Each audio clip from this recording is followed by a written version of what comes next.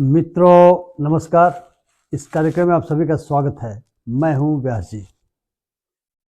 दिव्य भव्य digital Mahakumbh के बारे में हम सभी ने अखबारों में बड़े बड़े विज्ञापनों के माध्यम से और टेलीविज़न चैनलों में विज्ञापनों और कई तरह के कार्यक्रमों के बारे में हम सभी ने जाना है कि महाकुंभ 144 वर्षों के बाद आयोजित किया जा रहा है और यहाँ पर इस बार ऐसी व्यवस्थाएं की गई हैं इसको भव्य बनाने के लिए जिसको देख करके दुनिया चमत्कृत है। डिजिटल पहली बार बनाया गया है। पहली बार शब्द का इस्तेमाल इस महाकुंभ के संदर्भ में कई बार हमें सुनने को मिलता रहा है। खासकर गोदी मीडिया चैनलों ने लगता है एक दूसरे से होड़ मचा दी थी बताने के लिए कि किस प्रकार से ऐप का इस्तेमाल किया जा रहा है। गूगल ऐप और तमाम तरह के ऐप बनाए गए हैं। इस बात के लिए भी होड़ मचा दी थी कि कितना शानदार टेंट सिटी बना है। यहाँ तक कि कुछ टेंट्स में ठहरने की बड़ी नायाब व्यवस्था है, भव्य व्यवस्था है। 1,00,000 रुपए प्रति रात के हिसाब से भी लोग ठहर रहे हैं, क्योंकि जो हमारे देश के बड़े पूंजीपति हैं, बॉलीवुड के जो अभिनेतागण हैं, अभिनेत्रियां हैं, वे वहां पर आकर रुकेंगी। लेकिन कहीं यह नहीं बताया गया कि इस दिव्य भव्य महाकुंभ में क्राउड मैनेजमेंट का क्या इंतजाम है। जो धर्म प्राण हमारी जनता सरकार के विज्ञापनों को पढ़ करके और श्रद्धापूर्वक कुंभ में महाकुंभ में स्नान करने के लिए आ रही है, उसके रुकने की कोई व्यवस्था है? रात में जो उसके ऊपर शीत पड़ रही होगी, जो ठंड पड़ रही है, उससे बचने की कोई व्यवस्था है? कहा तो यही जा रहा था कि व्यवस्था बहुत ही भव्य है और सब कुछ बहुत बढ़िया तरीके से चल रहा था। अब जब मैं आपसे बात करने के लिए बैठा हूं, मेरे कानों में और आपके कानों में भी सिसकियां गूंज रही होंगी। गोदी मीडिया ने तो बहुत कुछ बताया नहीं, उसने तो अपने मालिक कह सकते हैं कि नमक अदा किया, क्योंकि इतना बड़ा बड़ा विज्ञापन दिया जाएगा तो मालिक का नमक तो अदा करना पड़ेगा। लेकिन जो यूट्यूब चैनलों ने जो बेहतरीन काम किए हैं और उनके माध्यम से जो हमें बहुत सारी सूचनाएं प्राप्त हो रही हैं, उन्हीं सूचनाओं के माध्यम से मेरे कानों में सिसकियां गूंज रही हैं। गरीब लोग, सामान्य लोग, आम लोग जो गांव से आए हैं, वो ढूंढ रहे हैं अपनों को। उनके अपने खो गए कई जगह। अब वो लाश में तब्दील हो गए या वो अस्पतालों में पड़े हैं, उन्हें कोई बताने वाला नहीं था। अब तक बताया कि नहीं बताया मैं नहीं कह सकता, लेकिन उससे सखियां गूंज रही हैं। संगम तट पे जिस प्रकार से मिला अधिकारी कोई कमिश्नर रैंक का अधिकारी है, और दुर्भाग्य है कि मैं भी उसी सेवा का हूं जिस सेवा का वह व्यक्ति है, वो कह रहा है कि उठो, रात के 1 बजे कह रहा है, उठो, सो मत, जाओ स्नान करो, अमृत का पान करो। अरे यार, मेरे गांव का नाम है अमृतपाली, हम उसे अमृतपाली कहते हैं। लेकिन इस दिव्य भव्य महाकुंभ में और डिजिटल महाकुंभ में अमृत की इतनी चर्चा हुई है कि मुझे लगता था कि शायद मेरे गांव में जो अमृतपाली है, वहां भी कुएं अगर मैं तलाशूं तो उसमें अमृत मिल जाएगा। इतनी चर्चा हमने सुनी। तो कहा कि जाओ अमृत का पान करो। कहा कि जो सोवत है वो खोवत है, जो जागत है सो पावत है। और रात के 1 बजे लोगों को जगा करके, और ये भी कह दिया उसने कि अगर नहीं जाओगे तो भगदड़ मचेगी। अब संभावना बता रहा था कि अपने हृदय को उद्गार बता रहा था। तो ये बातें भी गूंज रही है। बदहवास भागते हुए लोग दिखाई दे रहे हैं, उनके सामान छूट गए हैं, उनके बिस्तर, उनके बैग, उनके जूते चप्पल, उनका ढेर मेरी आंखों के सामने दिख रहा है। संगम तट तो छोड़ दें, झूसी के इलाके में भी दिखाई दे रहा कि किस प्रकार से ललन टॉप नामक चैनल में उसका जो एंकर है वो पूछ रहा है हल्दीराम की एक दुकान है, एक लड़की बदहवासी में बता रही कि 15 लाख लोगों का आगमन हुआ था इस इलाके में यहाँ पे, और भगदड़ मची थी। कितनी लाशें वो कह रही कि उसने देखी, कह रही उसकी दुकान भी लूटी गई। वो कह रही है कि पानी लोग मांग रहे थे और मेरे पास पानी नहीं था, मेरे पास कुछ गंगा जल था जो मैं फेंक रही थी और लोग उसे लेके चाट रहे थे। और वहाँ हमने देखा कि रात के सन्नाटे में किस प्रकार से जेसीबी मशीन से लोगों के छूटे हुए जूते, चप्पल, बैग, बिस्तरे, कपड़े, इन सब को यह मानते हुए कि यह गार्बेज है, नगर महापालिका का जो जेसीबी है, जो बुलडोजर की बातें उत्तर प्रदेश के संदर्भ में सुनाई पड़ती हैं, उसी तरीके का कोई की मशीन है, उससे उठा कर उन सबको, उस गार्बेज को ले जाया जा रहा है ताकि सब कुछ क्लीन हो जाए। इस बात की कोई जानकारी कहीं किसी को नहीं दी जा रही कितने लोग मरे। खैर, ये मित्रों, मैं न तो उसके धार्मिक कर्मकांड की चर्चा करना चाहता हूँ, न शासन प्रशासन ने क्या किया उसकी चर्चा करना चाहता हूँ, क्योंकि बहुत कुछ है यूट्यूब चैनलों पे। अभी मुक्तेश्वरानंद जो शंकराचार्य हैं, उनके बयान आ रहे हैं, वो सरकार को सीधे कटघरे में खड़ा कर रहे हैं, बहुत कड़ी टिप्पणियां कर रहे हैं। गोदी मीडिया पर भी टिप्पणियां कर रहे हैं कि तुम लोग 17 घंटे तक चुप रहे और तुम लोगों ने कहा कि जो सरकार कह रही थी कि अफवाहों पर ध्यान न दें। तो ये सब चीज़ें हो रही हैं, लेकिन मैं इन चीज़ों पे बात नहीं करना चाहता। मैं बात करना चाहता हूं कि क्राउड मैनेजमेंट क्या था, और क्राउड मैनेजमेंट पर इसलिए चर्चा करना चाहता हूं कि जो वहाँ पुलिस के पदाधिकारी थे या जो प्रशासनिक पदाधिकारी थे, क्या उन्हें क्राउड मैनेजमेंट का ABCD भी पता है? और जो पदाधिकारी थे उन्होंने क्या ट्रेनिंग दिया था क्राउड मैनेजमेंट का अपने जो डाउन द लाइन जो कंस्टेबलरी तक होती है? मैं इसलिए भी कह रहा हूँ कि जब मैं Bihar state disaster management authority में काम करता था, हमने क्राउड मैनेजमेंट की ट्रेनिंग अपने पुलिस के अधिकारियों को देनी शुरू की। उसके लिए हमने मॉड्यूल बनाए, और चूंकि मैं मानता हूं कि जो बेनिफिशियरी है अगर उसको इन्वॉल्व किया जाए मॉड्यूल मेकिंग में तो ओन करता है। तो मैंने पुलिस पदाधिकारियों की बैठक की और उनको कहा कि आप इन बिंदुओं पे मॉड्यूल में सहयोग कीजिए। और तब मुझे ज्ञात हुआ कि मेरे अपने स्टेट में क्राउड कंट्रोल और क्राउड मैनेजमेंट के बीच का जो महीन सा फर्क है वो मेरे पुलिस पदाधिकारी नहीं जानते। स्वाभाविक है, मैं डिजास्टर मैनेजमेंट का एक विद्यार्थी रहा हूँ, लंबे समय तक सरकार ने मुझे उस महकमे में, उस सेक्टर में काम करने का मौका दिया, तो मैं जानता था मैनेजमेंट क्या है, किंतु कंट्रोल जानते थे। तो चूंकि मैं IPS में भी रह चुका हूँ, तो मैंने उन्हें कंट्रोल और मैनेजमेंट का फर्क बताना शुरू किया और मॉड्यूल हमारा तैयार हुआ और ट्रेनिंग देनी शुरू की गई। मैं नहीं जानता कि प्रयागराज में, जो मैं जब पढ़ता था तो इलाहाबाद कहा जाता था, उस इलाहाबाद में जो कुंभ मेले के अधिकारीगण थे, क्योंकि वहाँ पर SSP की पोस्टिंग होती है, वहाँ पर सुना अभी तो DIG हैं, कमिश्नर रैंक का अफसर वहाँ का कलेक्टर बनाया गया है कुंभ नगर का। 3 लोगों को खुद क्राउड मैनेजमेंट की जानकारी है अथवा नहीं है, उन्होंने डाउन द लाइन सिखाया कि नहीं।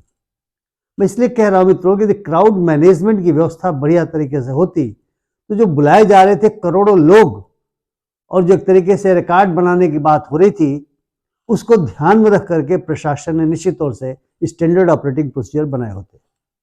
अब बातें छन के आ रही कि 89 में उस समय जो SSP थे, हम लोग के मित्र हुआ करते, उन्होंने VIP लोगों के आने पर एक तरीके से कह सकते हैं कि VIP ट्रीटमेंट देने का काम नहीं किया, प्रतिबंध लगा दिया।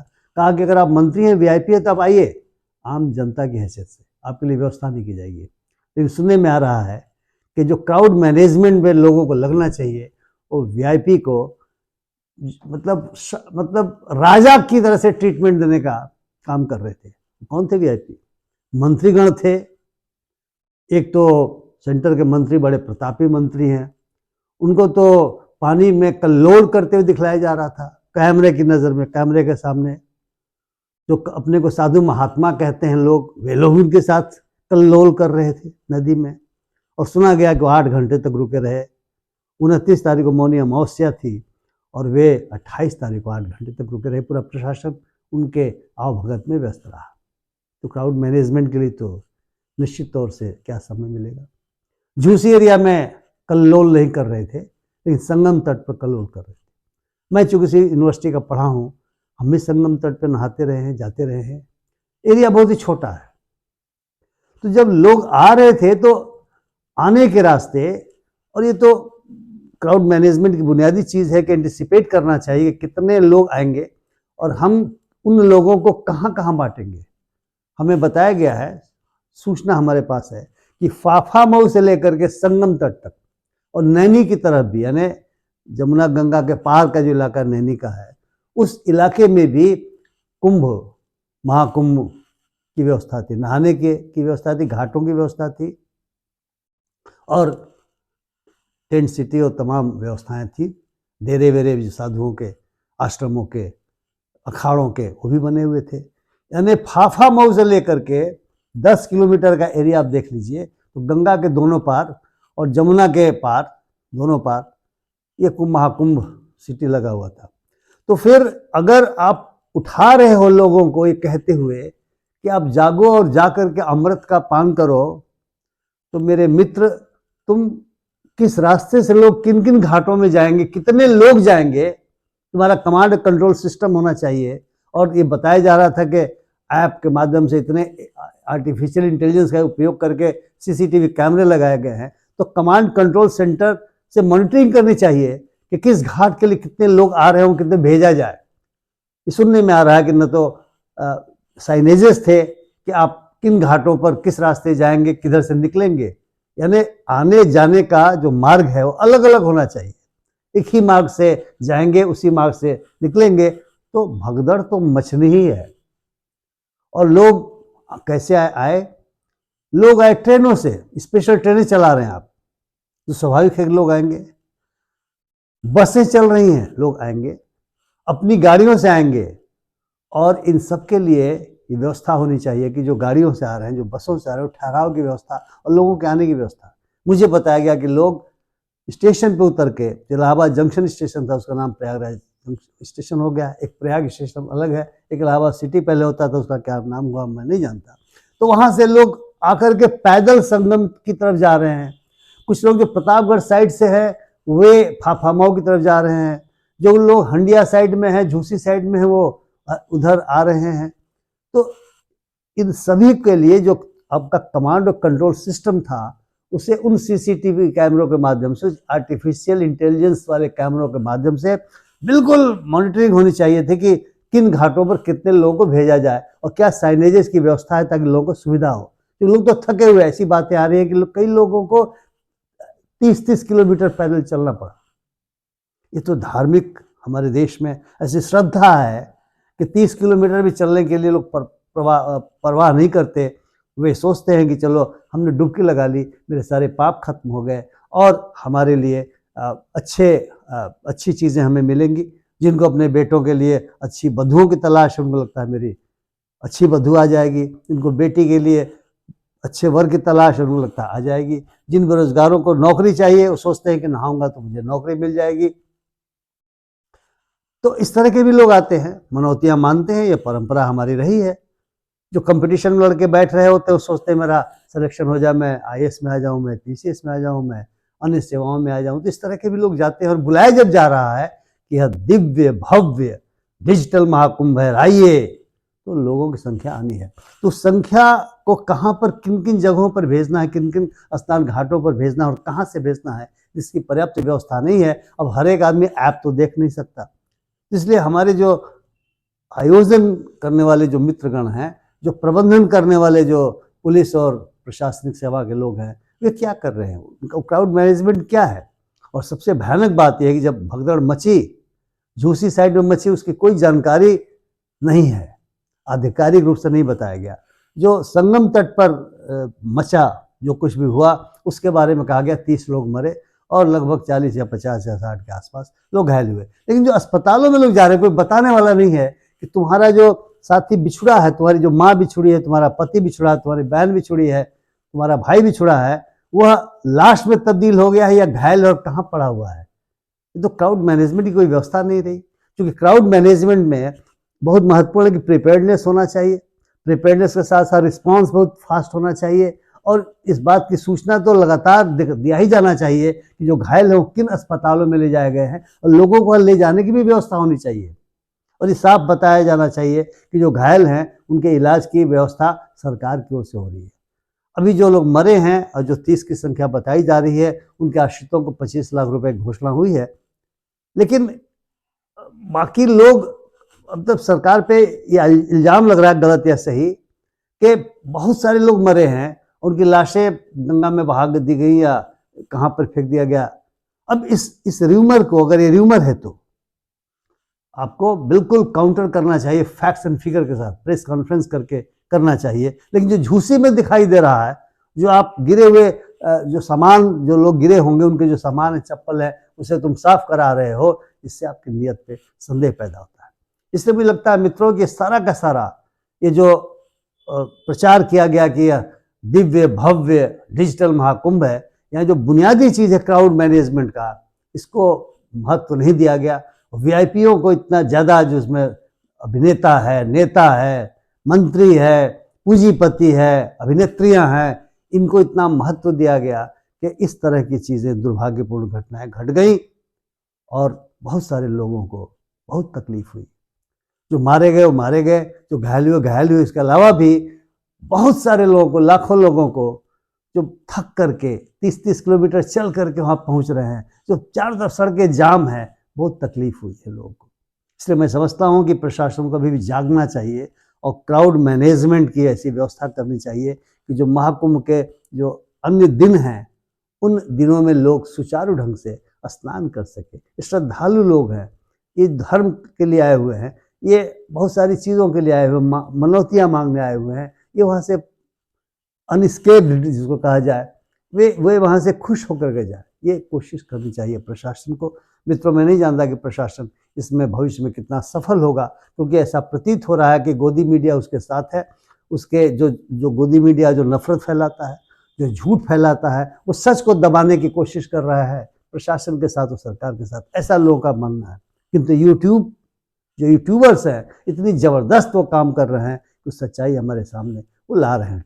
वो बाकायदा यूट्यूब पर सच्चाइयाँ इतनी भरी पड़ी हैं कि अगर आप सुनेंगे तो दिल दहल जाएगा और आंखों में आंसू आ जाएंगे। तो मित्रों, मैं आशा करता हूँ कि मेरा ये वीडियो आपको पसंद आया होगा। पसंद आया हो तो कृपया लाइक करें, शेयर करें, मेरे चैनल को सब्सक्राइब करना न भूलें, और उन सभी के प्रति जो दिवंगत हो गए, उनके प्रति अपनी संवेदनाएं आप भी व्यक्त करें, मैं भी व्यक्त करता हूँ, और संवेदनाएं व्यक्त करते हुए, प्रार्थना करते हुए कि उनकी आत्मा को शांति मिले, मैं अपनी बात समाप्त करता हूँ। धन्यवाद, बहुत बहुत नमस्कार।